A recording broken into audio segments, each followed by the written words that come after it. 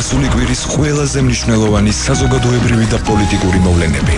თამამის შეფასება, განსხვავებული კომენტარი. მოусმინეთ თეონა გეგელიას და მისი სტუმრების სუბიექტურ აზრს გადაცემაში ორშაბათი თეონა გეგელიასთან ერთად. რადიო იმედის პირდაპირ ეთერში. ორშაბათი თეონა გეგელიასთან ერთად. გამარჯობა, თქვენ უსმენთ რადიო იმედს ტალღაზე 105.9 და გადაცემას ორშაბათი. მე ვარ ამ გადაცემის წამყვანი თეონა გეგელია ყოველ კვირის დასაწყისში.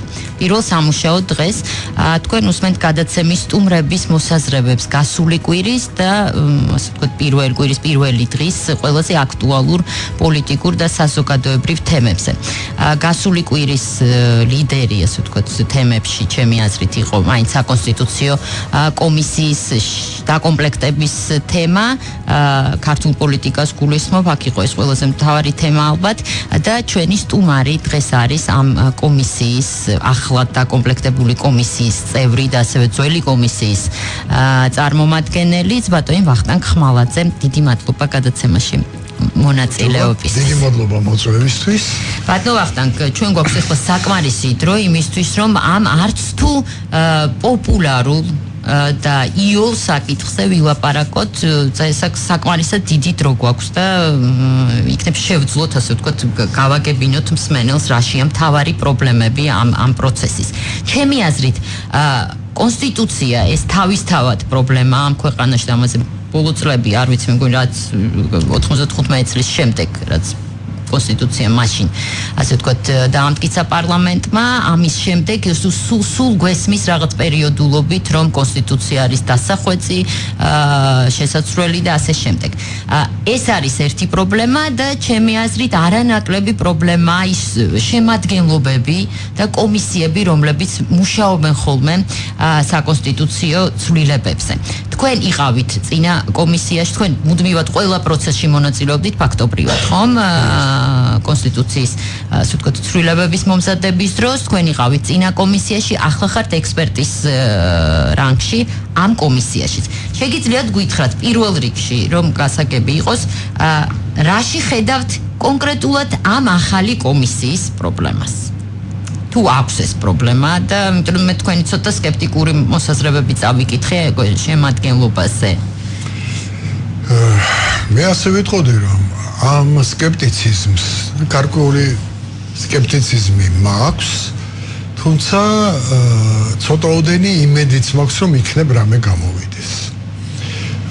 ამის საფუძველი გახლავთ გასული 26 წელი.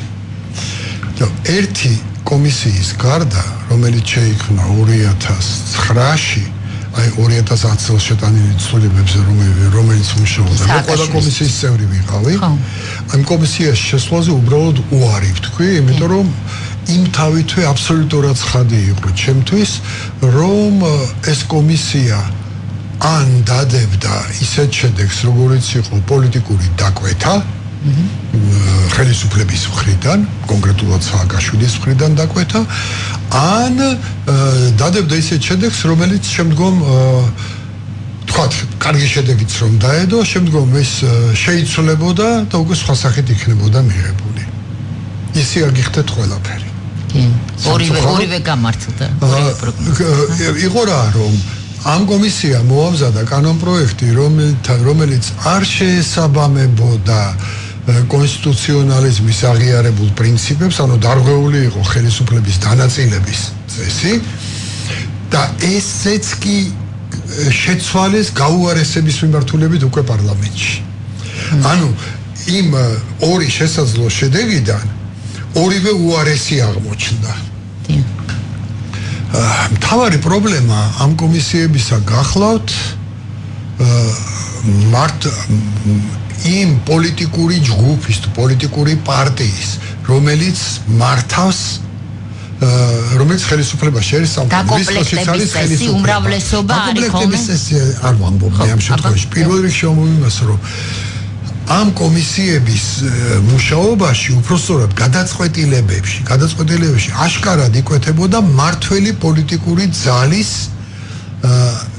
სურვილი თავისი ამ მოკლე ახლო პოლიტიკური მიზნებისთვის მოერგოთ კონსტიტუციის ტექსტი.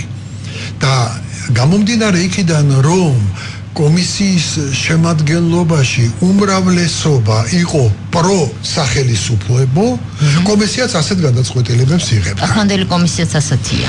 ეხლა პრობლემა ეს არის. ეხლა წელს პრობლემა უფრო გამძაფრებულია. იმის გამო რომ მოგეხსენებათ კონსტიტუციაში ცვლილება შეაქვს პარლამენტს, რომ პარლამენტში ერთ პარტიას აქვს არა პარტიათა კოალიციას, როგორც იყო ადრე. ერთ პარტიას აქვს კონსტიტუციური უმრავლესობა. თუმცა ასეთი შემთხვევა ჩვენ გქონდა წინა წლებშიც სააკაშვილის ხელისუფლების დროს, როდესაც პარტიას ჰქონდა ერთიან ნაციონალურ მოძრაობას ჰქონდა კონსტიტუციური უმრავლესობა და სწორედ ამ პერიოდში იყო ის ზედიზედ მიყოლებული ძალიან სწრაფად მიღებული ცვლილებები და არასწორი ცვლილებები. ასე რომ მთავარი პრობლემა არის ეს ზოგადად ამ საკონსტიტუციო კომისიების. ესე იმასაც გეტყვით, რომ მაგალითად თქვენ ახსენეთ 1995 წლის წელი, როდესაც პარლამენტმა მიიღო კონსტიტუცია. მაშინაც იყო საკონსტიტუციო კომისია. მე გახდით იმ კომისიის თავმჯდომარის მოადგილე. თავმჯდომარე იყო ედუარდ შევარდნაძე. იმ კომისიაში იყო რამდენიმე პროექტი. და კომისიამ საბოლოოდ მხარი დაუჭირა პროექტს სულ ზუსტად არ მახსოვს 2 თუ 3 ხმის უმრავლესობით. მაგრამ ეს ის პროექტი იყო, რომელიც შემდგომ პარლამენტში ჩავარდა. პარლამენტმა არ მიიღო, იმიტომ რომ პარლამენტში მაშინ ამ მოქალაქეთა კავშირს არ ჰქონდა კონსტიტუციური უმრავლესობა. და აი ამ ოპოზიციურმა პარტიებმა ჩააგდეს ეს, არ მიიღეს ეს. ეს პროექტი იყო ძალიან მსგავსი რუსული მოდელისა, მაგრამ იყო ბევრად უკეთესი. ვიდრე ის კონსტიტუციის ის ცვლილებები და ის ტექსტი კონსტიტუციისა, რომელიც 2004 წელს ნაციონალურმა მოძრაობამ მიიღო. იმას ბევრად სჯობდა.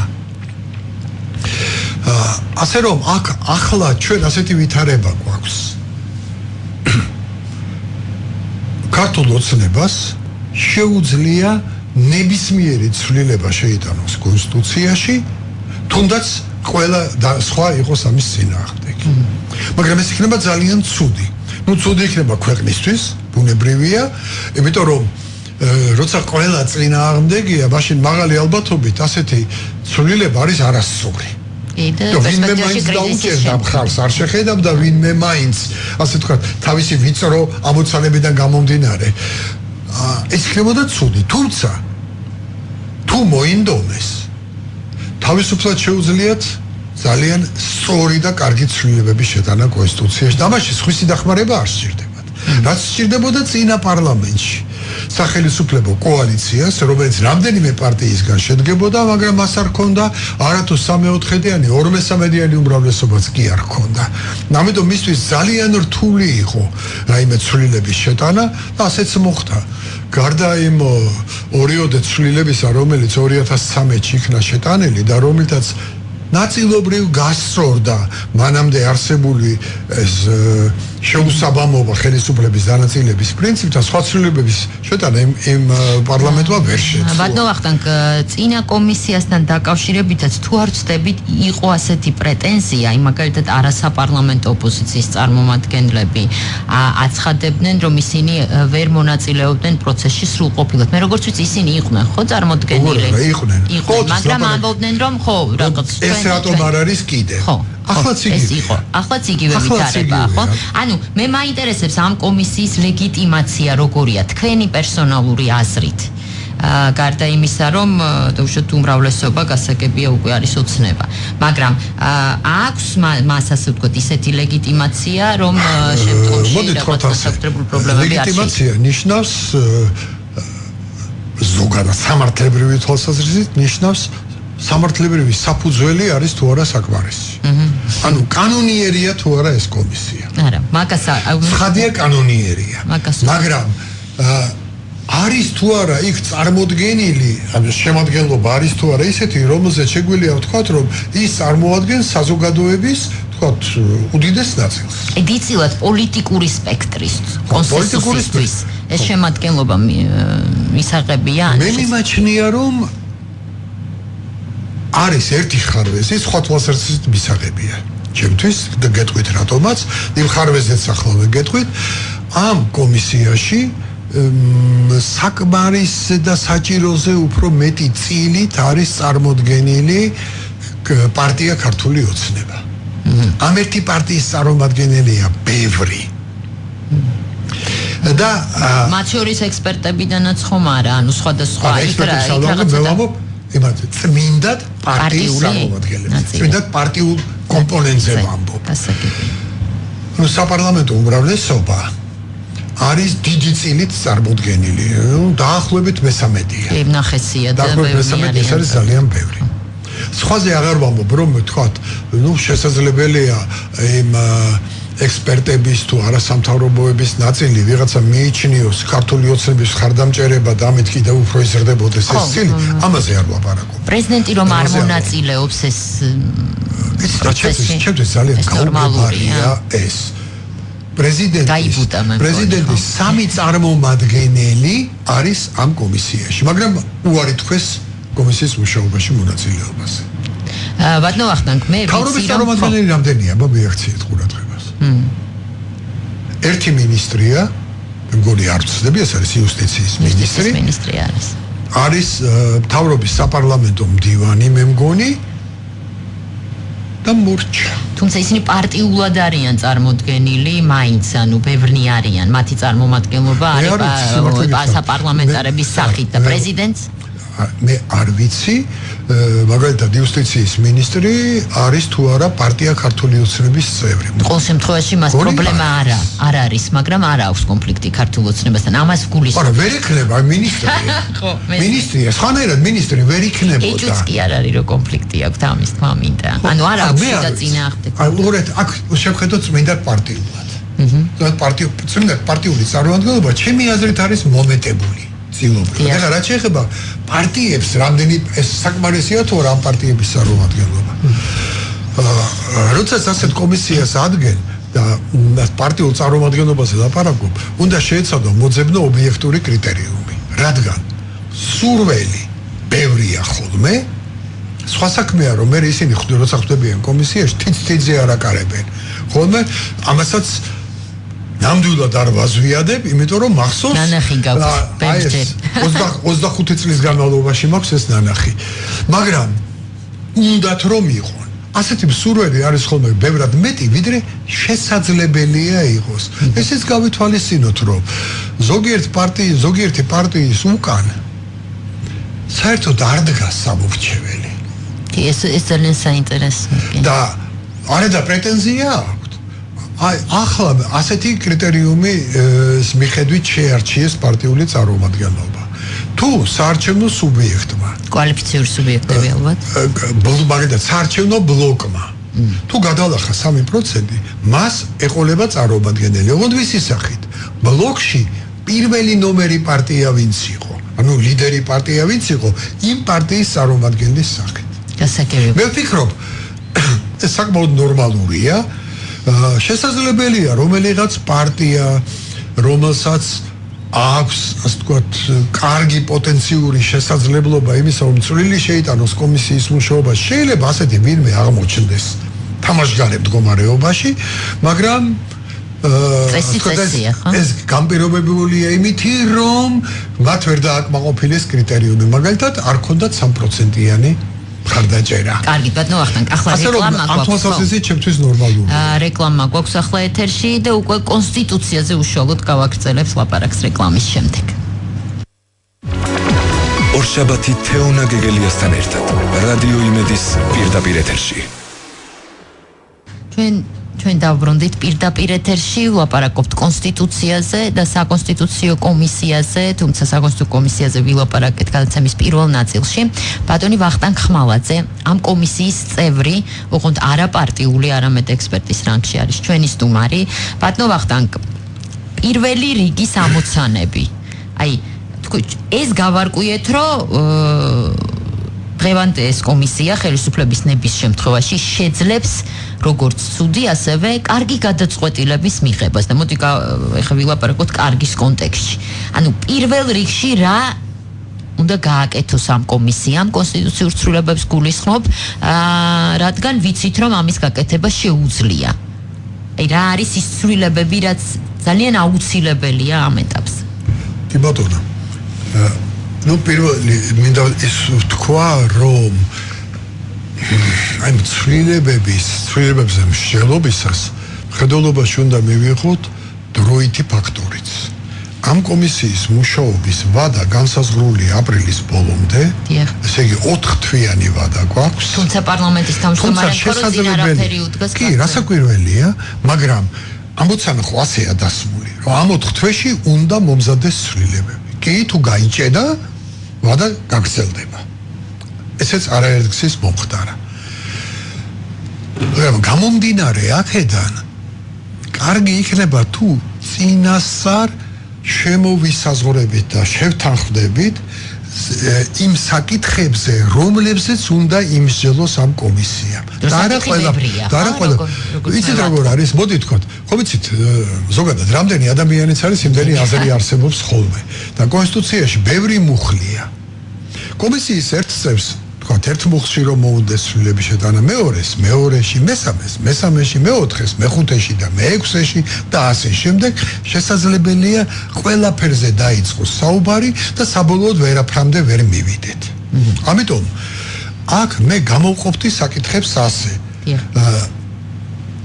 სრულიად აუცილებელი ცვლილებები, ანუ პირველი რიგის, რაც აუცილებლად არის გასაკეთებელი, მეორე სასურველი ცვლილებები და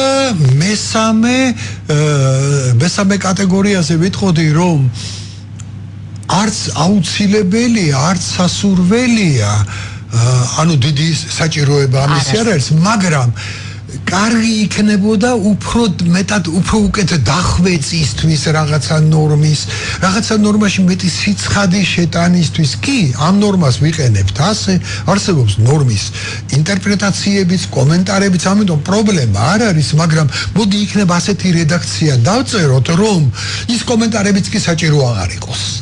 ამიგეთ, აი ასეთ ნაირად დავყოფთ. პირველი რიგის ცვლილებები, რაც მოესწრება აპრილამდე, რაც არის სრულიად აუცილებელი. ეს ცვლილებები, მე ვფიქრობ, გასაკვირი არ იქნება თუ ვიტყვით, ეხება აი ხელისუფლების დანაწილების პრინციპის სწორად ასახვას კონსტიტუციაში. ეს პრინციპი დღემდე არის დარღვეული. მოგეხსენებათ, პირველი ძლიერი დარღვევა მოხდა 2004 წელს, როდესაც ნაციონალურმა მოძრაობამ, ასე ვთქვათ, მიაღებინა პარლამენტს სუპერ საპრეზიდენტო რესპუბლიკის მოდელი და მივიღეთ განუზომელი ძალაუფლების მქონე პრეზიდენტი, რომელსაც ვერავინ ვერ შეაკავებდა და ვერავინ ვერ გააწონასწორებდა. შემდგომ 2010 წელს განხორციელებული ცვლილებებით 2013 წლის ბოლოდან უნდა ამოქმედებულიყო ნორმები, რომლებითაც ყველა ძალაუფლება, პრაქტიკულად ყველა, ყოველდღიურში აღმასრულებელი ძალაუფლებები ჩამოერთვა პრეზიდენტს და სულ ყველაფერი ეს თითქმის სრულად გადაეცა პრემიერ-მინისტრს. შესაბამისად, ეს ნორმები სრულად რომ ამოქმედებულიყო, ჩვენ მივიღებდით უკვე სუპერ საპრემიერ-მინისტრო რესპუბლიკას. ანუ გვეყოლებოდა განუზომელი ძალაუფლების მქონე პრემიერ-მინისტრი. საბედნიეროდ 2013 წლის დასაწყისში ჯერ კიდევ ამ ნორმების ამოქმედებამდე წინა პარლამენტში მოხერხდა რამდენიმე ცვლილების შეტანა, რომლებითაც შეიზღუდა პრემიერის ეს განუზომელი უფლებამოსილებები. მაგრამ სრულად ვერ გაკეთდა ეს ნაწილი. აი ეს ნაწილი არის გასასწორებელი. ხა რა შედის ამ ნაწილში? ეს არის პირველი მთავრობის ფორმირების წესი. გინდა პარლამენტის არჩევნების მერე, გინდა იმ შემთხვევაში თუ მთავრობა გადადგა. ეს წესი არის, ამის პროცედურა არის შესაძლებელი, რასაკვირველი ის უნდა დარჩეს, რომ პარლამენტი არის ამაზე პასუხისმგებელი მთლიანად, მაგრამ პროცედურა, რომელიც დღეს არის კონსტიტუციით, ამ პროცედურამ შეიძლება გამოიწვიოს მთავრობის ფორმირების გახანგრძლივება დაახლოებით 2 თვემდე, 2 თვე ნახევრამდე. ეს ჯერ არ მომხდარა, მაგრამ ეს შესაძლებელია მოხდეს, ეს იქნება ძალიან ცუდი. მეორე მთავრობისთვის უნდობლობის გამოცხადების პროცედურა. აქ საერთოდ მარაზმატული მდგომარეობაა, რადგანაც აი როდესაც დაიწყება ინიციირება უნდობლობის გამოცხადებისა, ეს პროცედურა შეიძლება გაგრძელდეს 3 თვეზე მეტი ხნის განმავლობაში და შეიძლება რითი დასრულდეს ისი? პარლამენტის დათხოვნით. ეს არის აუცილებლად გასასწორებელი. შემდეგ აუცილებელია გაიზარდოს პარლამენტის საბიუჯეტო უფლებამოსილება. ამ ნაწილშიც ჩვენ მოვახერხეთ ერთი ცვლილების შეტანა, და როგორ იყო? სანამ ცვლილება შეიტანდა წინა პარლამენტი, რომ პარლამენტმა არ დაუმტკიცა მთავრობას ბიუჯეტი. იმიტომ რომ ცუდი იყო ეს ბიუჯეტი, არ მიიჩნია სწორად. ამის შედეგი რა იქნებოდა? ეცეთ პარლამენტს დაითხოვდნენ. განამთავრობას პარლამენტს. ისაც არ მოეწონა იმას. აი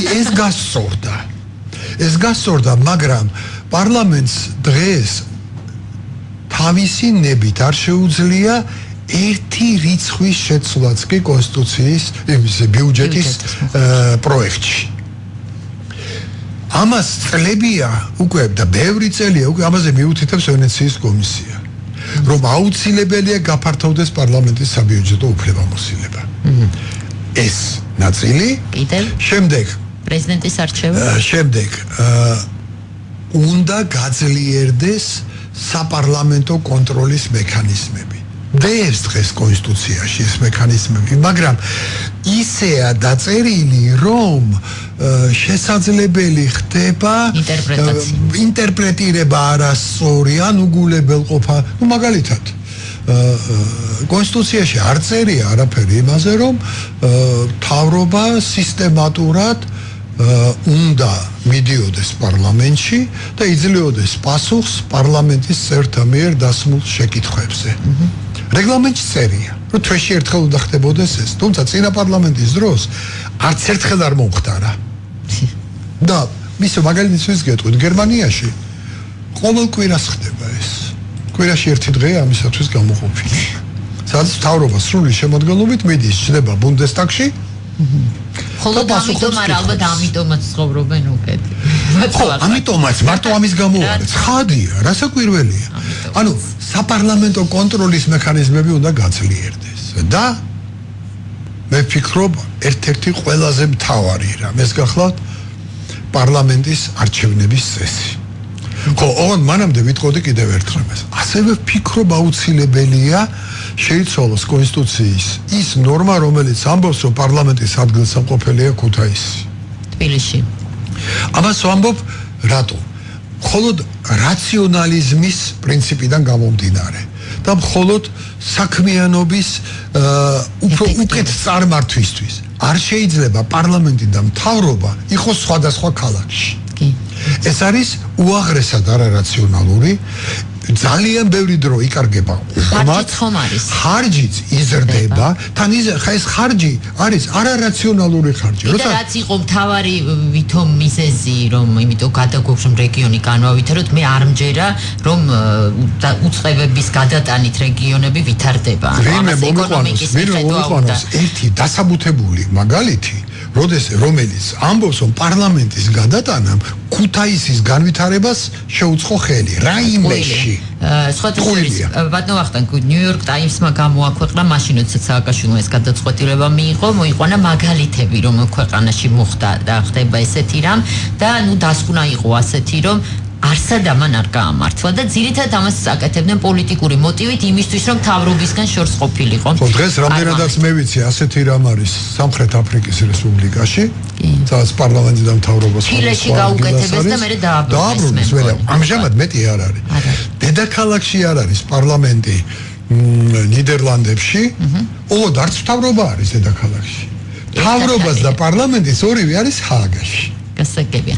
ანუ ერთად უნდა იყოს. ეხლა რაც შეეხება არჩევნების წესს, ეს არის უაღრესად პარლამენტის არჩევნების და პრეზიდენტის პარლამენტის ამაზეც გეტყვით, პარლამენტის არჩევის წესს.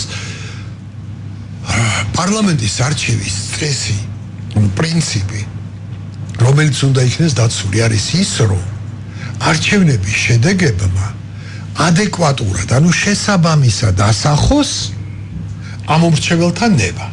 ანუ ამორჩეულები ეს არის საზოგადოება ჩვენი, რომელშიც არსებობს სხვადასხვა ინტერესების, სხვადასხვა შეხედულებების დიდი მრავალრიცხოვანი ჯგუფები. ყველა ეს ჯგუფი შესაბამისად უნდა იყოს წარმოდგენილი არჩევნების შედეგად. თუ ერთ ჯგუფს ყავს ორჯერ მეტი მხარდამჭერი, ვიდრე მეორე ჯგუფს, საზოგადოების ჯგუფს, პირველს უნდა ყავდეს დაახლოებით ორჯერ მეტი წარმომადგენელი, ვიდრე მეორეს. არა 4ჯერ, არა 10ჯერ და ასე შემდეგ.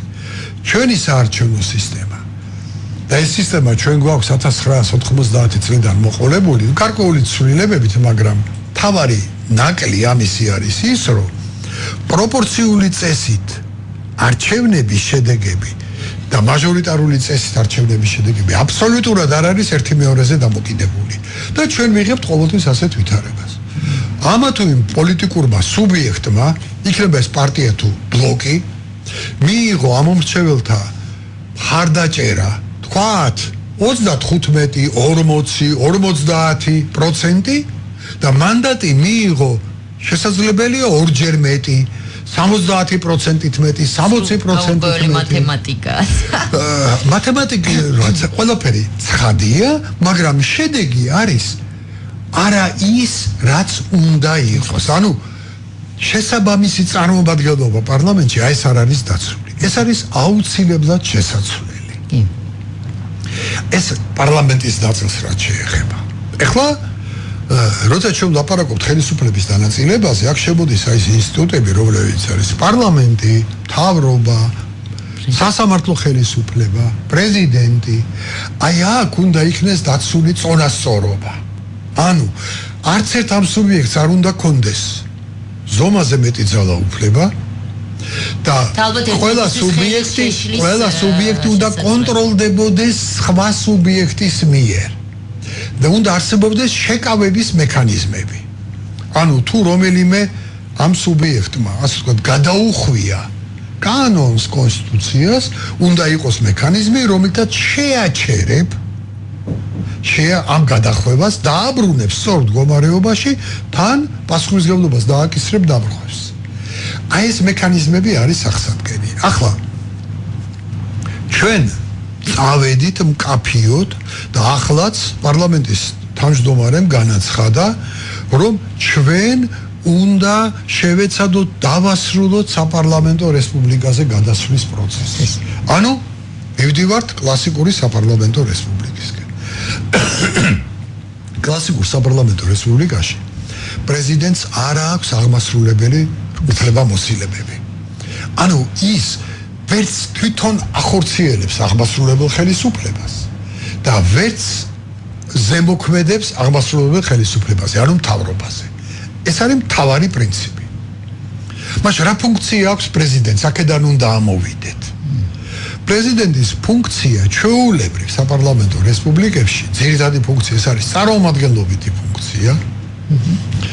ანუ ეს პრეზიდენტი წარმოადგენს საგარეო ურთიერთობებში სახელმწიფოს, მონაწილეობს საერთაშორისო თქვათ შეთანხმებების შემუშავებაში, ოღონდ ყველგან საპარლამენტო რესპუბლიკაში ამას აკეთებს მთავრობის თანხმობით.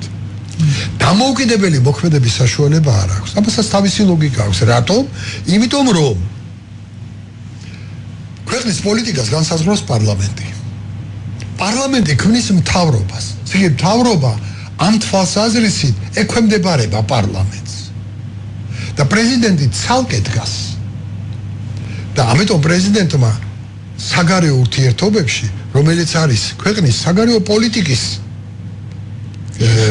ძირითადი ნაწილი, ამას განსაზღვრავს პარლამენტი, აქ უნდა შეუთანხმოს საკითხი პარლამენტის მიერ შექმნილ მთავრობას, რომელსაც აქვს ვალდებულება წარმომადგენელი შუამავალი. საგარეო ურთიერთობებში როგორ არის იცით? საგარეო ურთიერთობები არის ასე, როცა ჯობს საქმისთვის, წავიდეს და ელაპარაკოს პრეზიდენტმა, როცა საქმისთვის ჯობს, წავიდეს და ელაპარაკოს პრემიერ-მინისტრმა.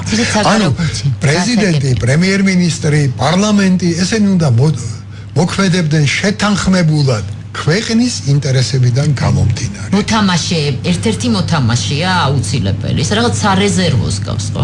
რაღაც რეზერვის ეს ფუნქციაც არის, როდესაც ქვეყანაში იქნება პოლიტიკური კრიზისი, მაგალითად მთავრობასა და პარლამენტს შორის შეუთანხმებლობა, როცა დაიწყო მაგალითად უნდობლობის გამოცხადების პროცესი. ამ დროს პრეზიდენტი უკვე ხდება აქტიური მოთამაშე პოლიტიკისა და მას საპარლამენტო რესპუბლიკაში ეძლევა უფლება მაგალითად ასეთი.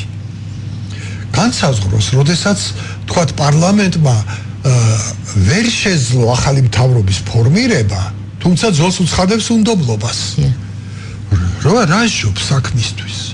პარლამენტი დაითხოვოს თუ დანიშნოს მაგალითად ტექნიკური პრემიერ-მინისტრი. დროებით სანამ პარლამენტი ჩამოყალიბდება. ეს უკვე ძალიან მნიშვნელოვანი ფუნქცია პრეზიდენტისა. მან უნდა ნახოს როგორი პოლიტიკური ვითარება, როგორია ძალთა თანაფარდობა პარლამენტში, უნდა გასციოს კონსულტაციები საპარლამენტო ფრაქციებთან და შეხედოს შესაძლებელია ტექნიკური მთავრობის ჩამოყალიბება, შეძლებს პარლამენტი მასთან მუშაობას და რატო ვიცით? რომ არჩევნები სტრესია ქვეყნისთვის. არჩევნების დროს ბევრი რამ ჩერდება. რადგან მაგალითად მეწარმე სუბიექტები უყურებენ elოდებიან როგორი იქნება არჩევნების შედეგი, რომ დაიწყონ რაღაც აქტიურობა თუ არა. ამიტომ აი ეს არის მნიშვნელოვანი. პრეზიდენტს აქვს მნიშვნელოვანი ფუნქცია შეყოვნებითი ვეტოს დადებისა. როცა ვეტოს ადებს რაღაც კანონს და ეუბნება პარლამენტს კიდევ ერთხელ იმჟელეთ ამ საკითხს. მაგრამ პრეზიდენტს არ აქვს აღმასრულებელი უფლებები. მაშინ როგორი უნდა იყოს პრეზიდენტის არჩევნების წესი? საპარლამენტო რესპუბლიკების უდიდეს ნაწილში პრეზიდენტი არ აირჩევა პირდაპირ არჩევნების წესით. და რატო? ერთი იმიტომ რომ კონსტიტუცია ამბობს, ხალხი, რომელიც არის ძალაუფლების წყარო, თავის ძალაუფლებას ახორციელებს უშუალოდ ან თავისი წარმომადგენლების მეშვეობით. რა არის ძალაუფლების განხორციელების ძირითადი ელემენტები? ეს არის კანონების მიღება და ეს არის მთავრობა, რომელიც აღასრულებს ამ კანონებს. და პრეზიდენტი რომელ ძალაუფლებას ახორციელებს? ასეც რეალურად. კი, სხვა ძალაუფლებებიც არის, რომელიღაც ინსტიტუტების ჩამოყალიბება და სხვადასხვა, მაგრამ აი ეს ორი უმთავრესი ძალაუფლება, კანონი და კანონის აღსრულება, ეს არის პარლამენტის და პარლამენტის მიერ შექმნილი მთავრობის ხელში. ეს ერთი არგუმენტი, რატომ არ უნდა იყოს პირდაპირ არჩევნები და მეორე არის წმინდა წყლის ფსიქოლოგიური და რასაც ახლა ვიტყვი, ასეთი რამ მომხდარა ბევრ ქვეყანაში. პირდაპირ წესით არჩეულ პრეზიდენტს, როგორც წესი, უჩნდება ამბიცია, უფრო მეტი რამ აკეთოს, ვიდრე რომ უნდა აკეთოს საპარლამენტო რესპუბლიკის პრეზიდენტმა. და რატო? იმიტომ რომ ის ხომ პირდაპირ წესით არის არჩეული. კი, კონფლიქტია აქ უკვე რაღაცა. აქ ჩნდება ფსიქოლოგიური კონფლიქტი. და ასეთი კონფლიქტი მომხდარა ძველი დემოკრატიის ევროპულ სახელმწიფოებში. მათო ვახტანგ აქაც უყურებდით ბოლო დღეს. მე ამიტომ თქვი რომ იქ მომხდარა მეთქი ჩვენთან აგეთქვა წინ გვაქვს ეს. მე მიმაჩნია რომ პრეზიდენტი პირდაპირ წესით არ უნდა იქნეს არჩეული, ოღონდ არ უნდა იქნეს არჩეული არც მხოლოდ პარლამენტის მიერ. აი როგორ? რატომ? იმიტომ რომ პარლამენტში ყოველთვის გარკვეულ პოლიტიკურ ჯგუფებს აქვთ უმრავლესობა. ეს შეიძლება იყოს ერთპარტიული ან მრავალპარტიული უმრავლესობა, მაგალითად წინა პარლამენტში იყო 6 პარტია უმრავლესობაში. დღევანდელ პარლამენტში ერთი პარტია. არამედ იმიტომაც რომ ქვეყანაში იმ 4 წლის განმავლობაში, სანამ პარლამენტი პარლამენტობს, მოწვევის პარლამენტი, იცვლება ხოლმე საზოგადოების სიმპათია პოლიტიკური პარტიების მიმართ. და შეიძლება არჩევნების დროს ერთ პარტიას მისცეს უპირატესობა ამორჩეველობა, მაგრამ 1 წლის ან 2 წლის მერე მას გაუცრუდეს იმედები და უკვე სხვას უჭერდეს მხარს. და ჩვეულებრივ დემოკრატიულ სახელმწიფოებში პარლამენტის არჩევნებს შუა პერიოდში იმართება ადგილობრივი არჩევნები. ანუ ტერიტორიული ორგანოების არჩევნები. ამიტომ ზოგიერთ ქვეყანაში, მაგალითად გერმანიასა და იტალიაში, პრეზიდენტს ირჩევს ეგრეთ წოდებული ამრჩევთა კოლეგია, რომელშიც შედიან პარლამენტის წევრები და ერთი იმდენი ტერიტორიული ორგანოების მიერ არჩეული დელეგატები. თუ შეიცვალა აი ეს პოლიტიკური სიმპათიები, უკვე სხვა უმრავლესობა ემატება პარლამენტის შემადგენლობას. და ასე ვთქვათ, უფრო წარმომადგენლობითი ხდება ეს არჩევნები. მე ვფიქრობ, ჩვენ ეს წესი უნდა გამოვიყენოთ. ახლა ჩვენ ბევრი პრეტენზია გვესმის იმის თუ რატომ უნდა შევინარჩუნოთ პირდაპირი არჩევნები, იმიტომ რომ აგერ ერთ პარტიას ქართულ ოცნებას აქვს კონსტიტუციური უმრავლესობა და ის თავის მარიონეტ პრეზიდენტს აირჩევს და ასე შემდეგ. ამას თავისი, ასე ვთქვათ, საფუძველი აქვს ასეთ ეჭვებს, ამ ეჭვებსაც რომ ბოლო მოუღოთ, მე ასე მოვიქცეოდი მაგალითად. შევცვლიდი პრეზიდენტის არჩევნების წესს, არაპირდაპირი არჩევნები, თქო მეთქოდი რომ მოდი ეს წესი ავამოქმედოთ 2018 წლის საპრეზიდენტო არჩევნების შემდეგ. ანუ მომდევნო არჩევნები კვლავ იყოს პირდაპირი არჩევნები და იმის მერე უკვე არაპირდაპირი არჩევნები. მაშინ თუ პარტიები სწორად იმუშავებდნენ, თუ საზოგადოება სწორად შეძლებდა თეთრის და შავის და გარჩევას და თეთრს შავშორის სხვა ფერებსაც თუ დაინახავდა, შემდეგი პარლამენტი აღარ იქნება ასეთი ერთპარტიული და შედეგი გვექნება ნორმალური. ბატონო ვახტანგ, ძალიან დიდი მადლობა. მაინც არ გვეყო ეს დრო. რა თქმა უნდა, იმიტომ რომ თემა, თუმცა ძალიან გასაგებია ყველაფერი და იმ ასე ვთქვათ ქაოსში, რაშიც მე მგონი ყველა შეგნებულად გვამყოფებს, ხო? აღმოჩნდა რომ ძალიან კარგი სქემები არსებობს, რომელიც შეიძლება რომ გავაკეთდეს. ჩავიგდოთ თავი ქაოსში, საზოგადოებას გულის. კი, ნამდვილად ძალიან დიდი მადლობა სტუმრობისთვის. მე ერთი ჩემი კოლეგის აზრს გამიმეორებ, ძალიან გულიმწყდება რომ არ ხართ პარლამენტში. დიდი სიმპათიის ვარ ძალიან დიდი მადლობა ამ ეთერისთვის. ვახტანგ ხმალაძე, საკონსტიტუციო კომისიის წევრი, იყო ჩვენი სტუმარი. ეს იყო გადაცემა ორშაბათი. მე მომავალ ორშაბათამდე გემშვიდობებით ნახვამდის. გასული კვირის ყველაზე მნიშვნელოვანი საზოგადოებრივი და პოლიტიკური მოვლენები, თამამის შეფასება, განსხვავებული კომენტარი. მოусმინეთ თეონა გეგელიას და მისი სტუმრების სუბიექტურ აზრს გადაცემაში ორშაბათი თეონა გეგელიასთან ერთად. რადიო იმედის პირდაპირ ეთერში. ორშაბათი თეონა